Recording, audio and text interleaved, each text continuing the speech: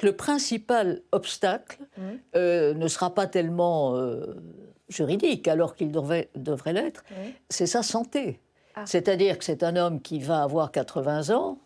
Le 14 juin, la date, on la connaît, puisque non seulement le président de la République a accepté de différer la date du G7 qui aura lieu à Évian, de façon à ce que Donald Trump puisse fêter son anniversaire à Washington le 14 juin en organisant quoi? Un grand festival, un grand match d'arts martiaux. Mais en fait, on voit déjà que sa santé décline.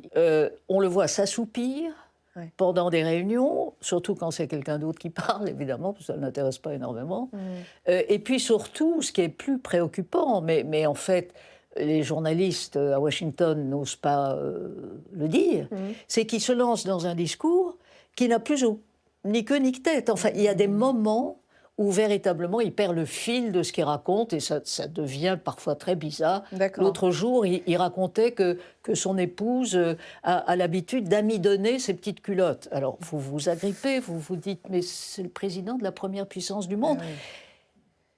Oui, face à une Amérique échaudée par l'épisode Biden, qui lui-même a eu des fragilités mentales, évidentes, psychologiques. Et la responsabilité de son entourage et par voie de conséquence du Parti démocrate, qui reste d'ailleurs absolument dans les choux.